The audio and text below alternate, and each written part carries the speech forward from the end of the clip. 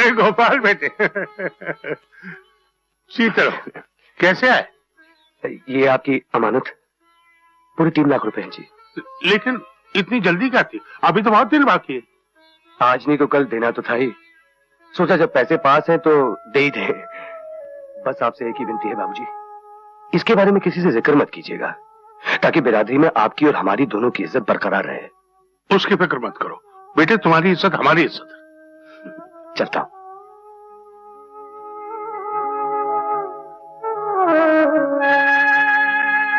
पिताजी, पिताजी, मैंने कहा था ना कि मैं सब ठीक करके आऊंगा, कर दिया। ज्वाला प्रसाद जी बिना लेन देन के शादी के लिए तैयार हो गए। मुझे विश्वास नहीं आता। विश्वास क्यों नहीं आ रहा? गोपाल क्या झूठ बोल रहा है? ज्वाला प्रसाद जैसा आदमी और 3 लाख रुपए छोड़ दे ना, मुझे विश्वास नहीं आता। आपके साथ विश्वासघात हुआ है, इसलिए आपका विश्वास दुनिया पे से उठ गया है। वैसे दुनिया इतनी बुरी नहीं है मुरली के बाबूजी। मत कहो मुझे मुरली के बाबू, मेरा उनसे कोई संबंध नहीं। मैं सिर्फ अपने गोपाल का बाबू हूं, और ये माला जो मेरे लिए औलाद से भी बढ़कर है। अब छोड़िए ना पिताजी, ऐसी बातें तो होती रहती है। अब बसंत पंचमी को कम दिन रह गए हैं, जल्दी कीजिए, हमें ढेर सारी तैयारी करनी है।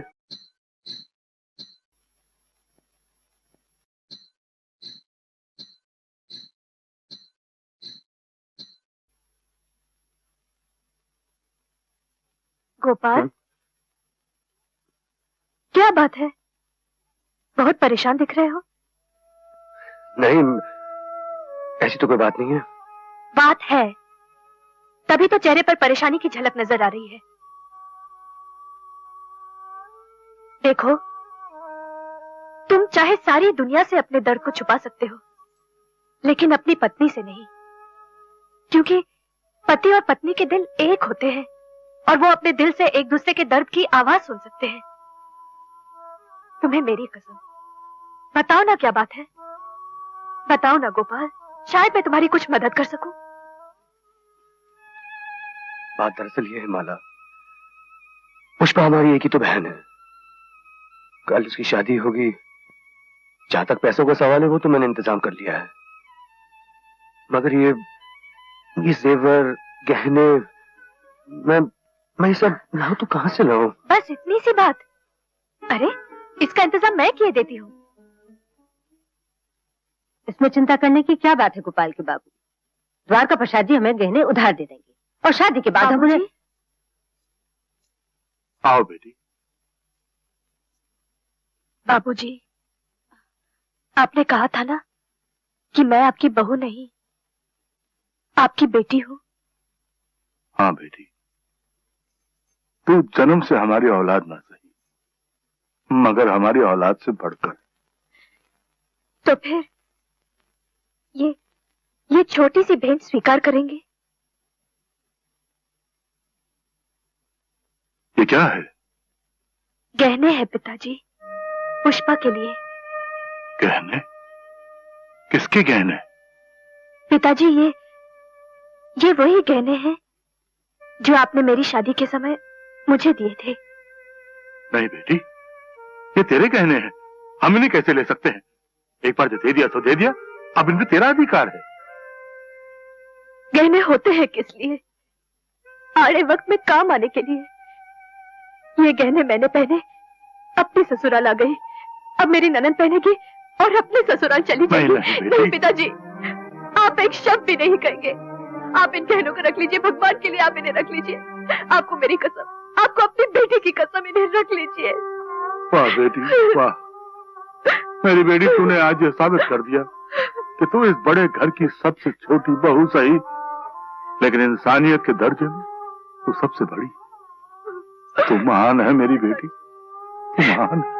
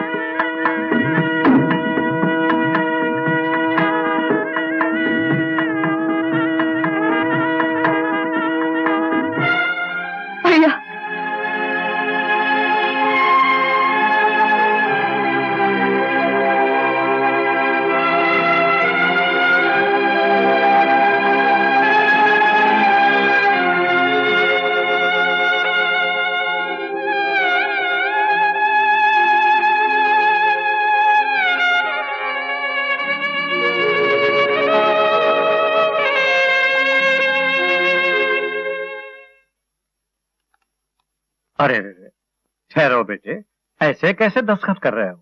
एक बार पढ़ तो लो कि इसमें क्या लिखा है।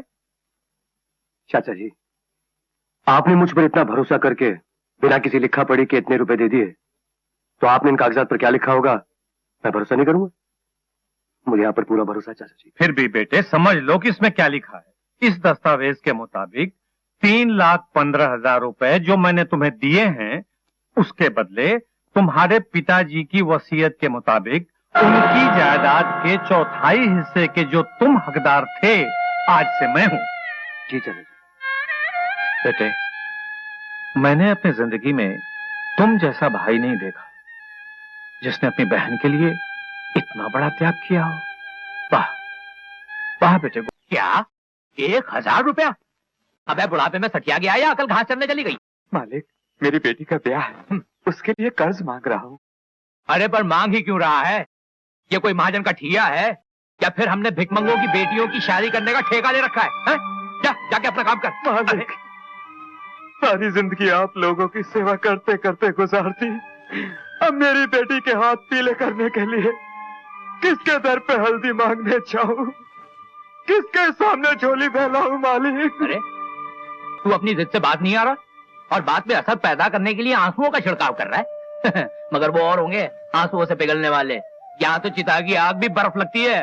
क्या आखिरी बार कहता हूँ, जाके अपना काम कर या अपना हिसाब कर और अपना मुंह काला कर यहाँ से चल चल। नहीं मालिक, मालिक, जैसी उसकी दौलत होती है मालिक, मुझसे ये दौलत मत छीनो, मुझ पर दया करो मालिक। अरे तू मेरी बात। अरे भाई साहब, क्यों छोटे लोगों के मुंह लगते हैं आप? आपको शोभा नहीं देता? अरे राम सिंह, चल इसका हिसाब कर दे, अपना हिसाब करके निकल जाएगा। मालिक मुझ पर दया करो मालिक। तू ऐसे नहीं मानेगा। नहीं मालिक, मैं लुट जाऊंगा। चाचा उठो चाचा। नहीं, भगवान ने 4 पैसे क्या दे दिए, गरीबों को जूतियों में तोड़ने लगे। इस बेचारे की बेटी की शादी है और आप लोग इनकी मदद करने के बजाय उल्टा इन्हें नौकरी से निकाल रहे हैं। अरे रहम और दया नाम की कोई चीज है कि नहीं आप लोगों के दिल में? माला पागल हो गई है क्या? तू बीच में क्यों पड़ रही है? चल इधर। बापू आप चुप रहिए, यहाँ सब खड़े जुल्म होते देख रहे हैं। किसी के मुंह में जबान भी नहीं कि जुल्म का जवाब दे सके। माला जब मैं कह रहा हूँ तो बीच में मत बोल। क्यों चुप रहूं बापू? क्या शंकर चाचा हम लोगों के कुछ नहीं लगते? क्या आप सब लोग मजदूरों की बिरादरी नहीं है? माला भगवान के वास्ते तू। अरे भगवान का वास्ता मुझे क्यों दे रहे हो? भगवान का वास्ता दो इनको, जो बेसहारा लोगों को अन्याय की लाठी से हाँकते रहते हैं। क्या बात है बेटी? मैं बताती हूँ मालिक काका, शंकर चाचा की बेटी का ब्याह है जिसके लिए वो 1,000 रुपए कर्ज मांग रहे थे और छोटे मालिक इनकार कर रहे हैं। ठीक ही तो कर रहे हैं। हम लोग रुपयों का लेन देन का धंधा नहीं करते, क्यों मनोहर? जी बाबूजी। लेकिन शंकर चाचा ने तो जिंदगी भर आपके यहाँ नौकरी की है।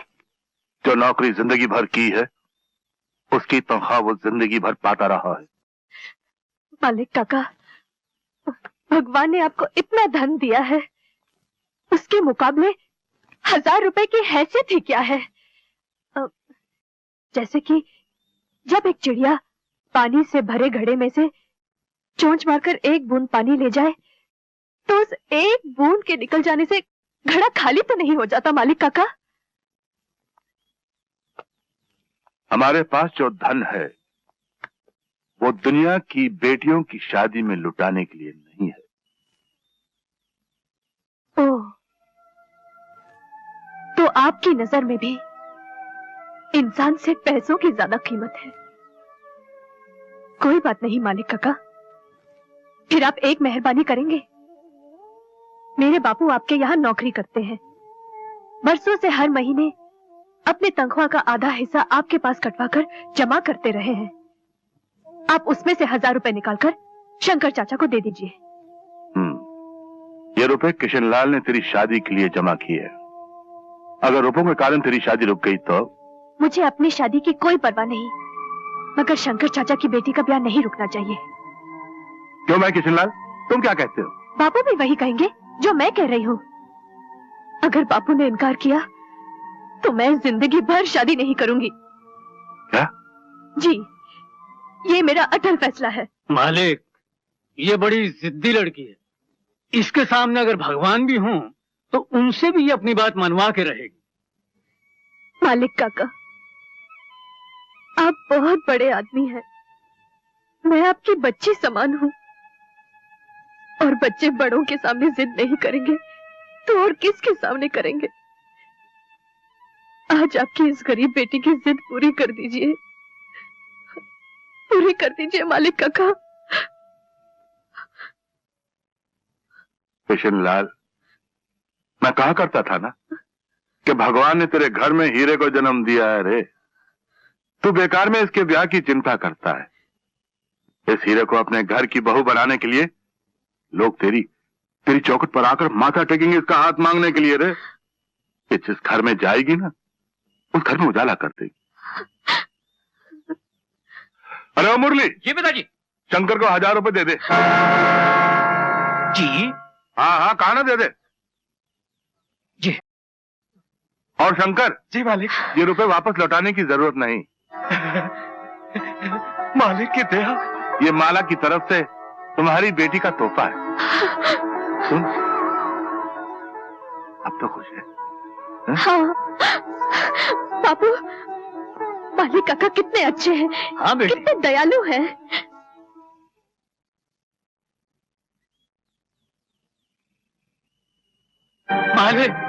मालिक, ये क्या अनर्थ किया आपने। मुझ गरीब को 30 साल की वफादारी का ये सिला दिया। ये कागज के टुकड़े देकर मुझे अपनी सरपरस्ती से अलग कर दिया। अगर मुझसे भूले अनजाने में कोई कसूर हुआ हो तो मुझे माफ कर दीजिए। अरे नहीं किशन लाल, ये क्या कर रहे हो? उठो उठो उठो। नहीं मालिक, जब तक आप मुझे माफ नहीं करेंगे मैं नहीं। हाँ, पहले हमारी बात तो सुनो। आकर बैठो। पर किशन, तुम बहुत जल्दी घबरा जाते हो, ये हमने देखा है।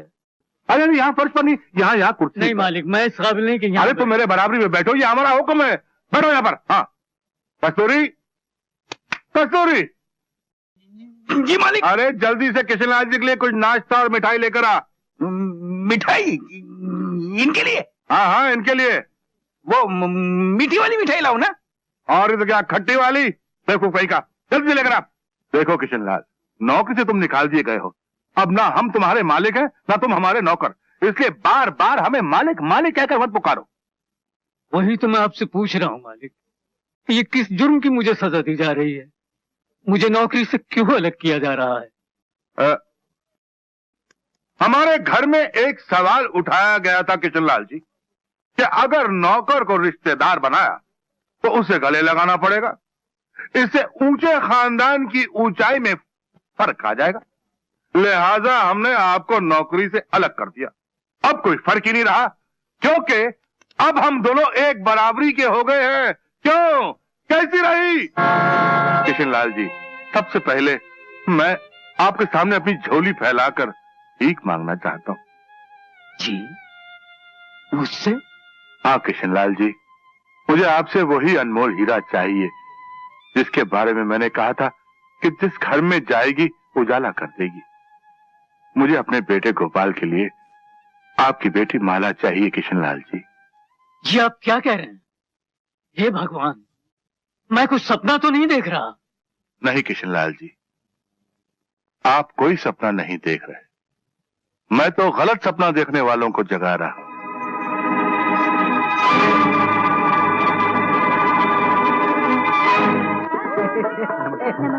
गुलाब डालने में भी हकला आता है। आइए सुंदर लाल जी। कौन है? तेरा बाप। नमस्ते बाबा। अबे तू गांव में किसी को पहचानता ही नहीं?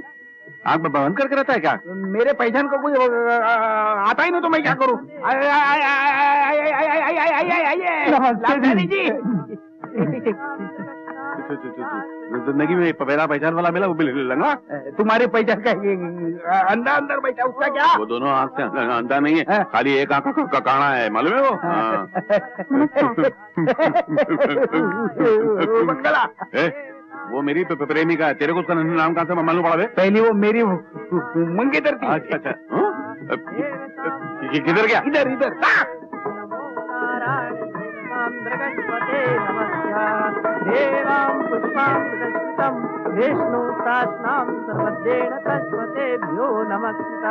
भाई वाह वाह वाह, क्या बात है। बनने में आपने तो कमाल ही कर दिया है। भाई ये लीजिए मेरी तरफ से।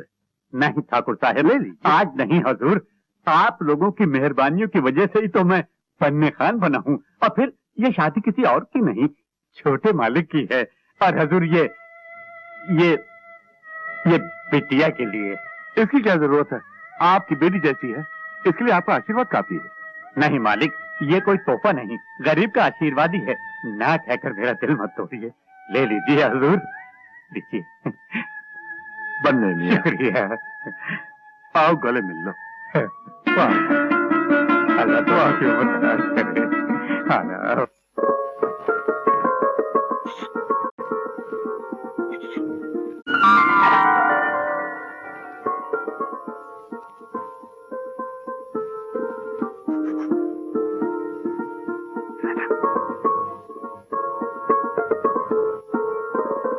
बहू जा, रात बहुत हो गई है, जाके सो जा। नहीं माँ जी, जब तक आप नहीं सो जाती मैं सोने नहीं जाऊंगी। मेरी माँ ने कहा था पहले सब कुछ सुनाना फिर खुद जाके सोना, इसलिए पहले आप सो जाइए। अच्छा बाबा, तू समझ ले कि मैं सो गई। ऐसे झूठ मूठ कैसे मान लूं कि आप सो गई? जब आप सचमुच सो जाएंगी मैं चली जाऊंगी। बेटी मुझे सचमुच बहुत नींद आ रही है, तू भी जाके सो जा। लेकिन माँ जी, क्या इस माँ का कहना नहीं मानेगी? आपका हुक्म है। हाँ। तो मैं जाती हूँ। जी ठीक है।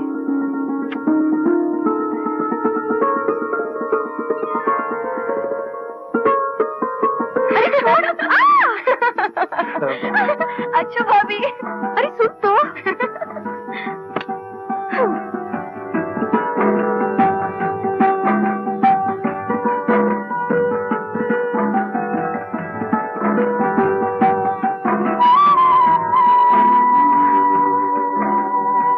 इतनी देर किधर थी? क्रिकेट मैच देख रही थी? माँ के पास थी। अरे ये रात माँ जी के पास नहीं, मियाँ जी के पास गुजारने की है। मेरी माँ ने कहा था पहले सासू माँ को सुलाना फिर खुद जाके सोना। बस इतना ही बताया था, और कुछ नहीं बताया तुझे? नहीं। नहीं? अरे ये नहीं बताया कि जाते ही अपने पति के सीने से लग जाना है? अरे यार, आज हमारी सुहाग रात है। हाँ। तो? अब तो का तो इस दुनिया में कोई जवाब नहीं। सुहाग रात वो होती है जो पति पत्नी के जीवन में सिर्फ एक बार आती है, समझी कि नहीं? लंगड़ी खेलना मालूम है? रस्सी कूदना मालूम है? हाँ। नाचना गाना मालूम है? हाँ। लेकिन सुहाग रात क्या होती है ये नहीं मालूम हो। ढपले की पगली, आज की रात पति पत्नी का मिलन होता है, एक दूसरे से मिलकर एक हो जाते हैं। वो कैसे? वो कैसे? वो ऐसे। फिर वही हरकत। 50 बार मैंने कहा तुमसे ऐसी हरकत मत किया करो। अरे बाबा, मैं तुम्हें बता रहा था कि पति पत्नी एक दूसरे से मिलकर एक कैसे होते हैं। तो फिर मुंह से बताओ ना, हाथ लगाने की क्या जरूरत है? अरे कैसी खामड़ लड़की है ये। अरे मुंह से बताने की बात नहीं है ये। अच्छा, हाँ। तो फिर कैसे बताने की बात है? ऐसे चिपक के फिर भाई, जाओ, मुझे नहीं मिलकर एक होना। तुम्हारे बाबा का राज है, ऐसे कैसे एक नहीं होना?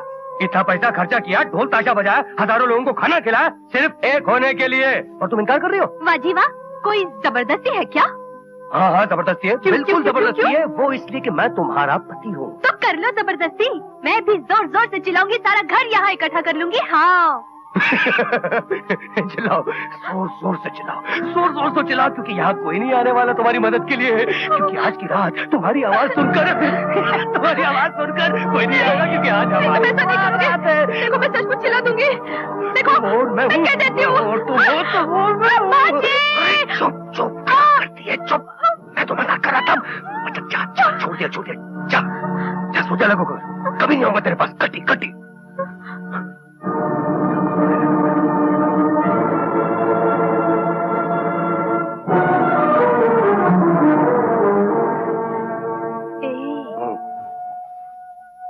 रूठ गए? अच्छा बाबा माफ करो, अब मैं बिल्कुल नहीं चिल्लाऊंगी। बताओ ना, दोनों मिलकर एक कैसे होते हैं? बताओ ना, अब कसम से मैं कुछ नहीं कहूंगी। तेरी कसम, तेरी डफली की कसम।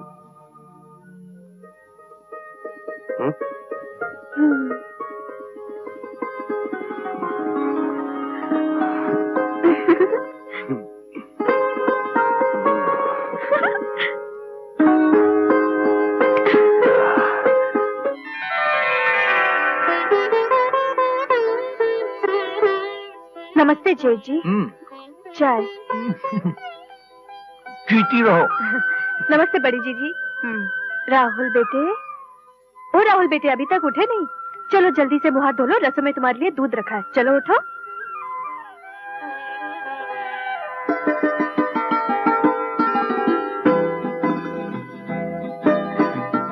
छोटे जेठ जी नमस्ते। खुश रहो। पर मैं चाय नहीं कॉफी पीता हूँ। ये कॉफी ही है। तुम्हें कैसे मालूम कि मैं कॉफी पीता हूँ? वाह, अरे भाई कमाल है। इसमें कमाल की क्या बात है? छोटे घर की है, नौकरों की जात की, इसलिए काम करने की आदत है। इसमें तारीफ की निगाह से देखने की क्या जरूरत है?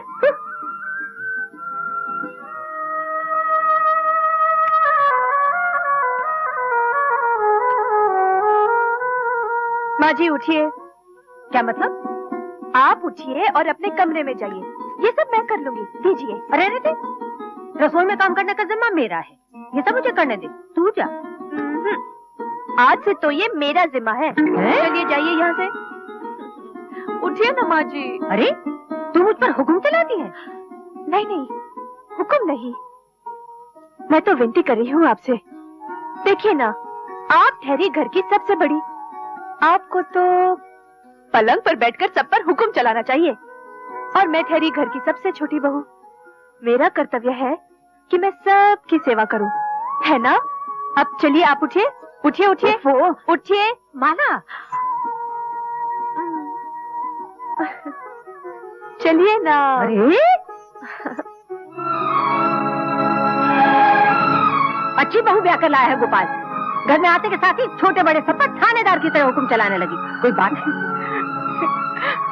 अरे तू देखती जाना, कुछ दिन में माँ जी खुद ही परेशान होके धक्के मार के निकाल देगी उसे।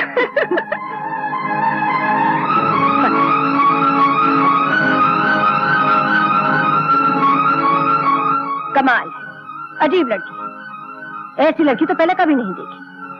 क्यों, क्या हुआ? क्यों अकेली बड़बड़ा रही हो? विश्वास नहीं आ रहा, इसीलिए बड़बड़ा रही हूँ। किस बात पे विश्वास नहीं आ रहा? ये कैसी बहू ले आए हैं आप? इससे पहले इस घर में 3 बहुएं आई, लेकिन लगता है ये तो आसमान से उतर के आई है। क्यों, क्या हुआ? कोई बात कह दी उसने? मुझसे बात क्या कहेगी? कुछ काम ही नहीं करने देती। सब्जी काटने लगी तो हाथ से छीन ली, चाय बनाने लगी तो बनाने नहीं दी। पहली बार पता चला कि बहू क्या होती है।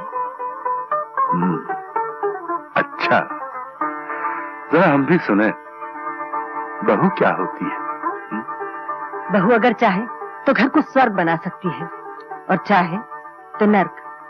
ये माला तो अच्छाइयों प्यार के मोतियों की बनी माला है। तुम सच कह रही हो। ऐसा लगता है कि हमने पिछले जन्म में जरूर कुछ पुण्य किए होंगे, जिसके बदले में भगवान ने हमें माला जैसी बहू भेज दी है। बिल्कुल। घर की सारी काया को बदल के रख दिया उसने। बस अब एक ही चिंता है। क्या? पुष्पा के हाथ पीले हो जाए, उसका ब्याह हो जाए, हमारी सारी जिम्मेदारियां पूरी हो जाएंगी। बहू के शुभ कदम घर में पड़े हैं तो भगवान हमारी ये जिम्मेदारी भी जल्दी पूरी कर देगा। तेरे मुंह में घी शक्कर। हाँ।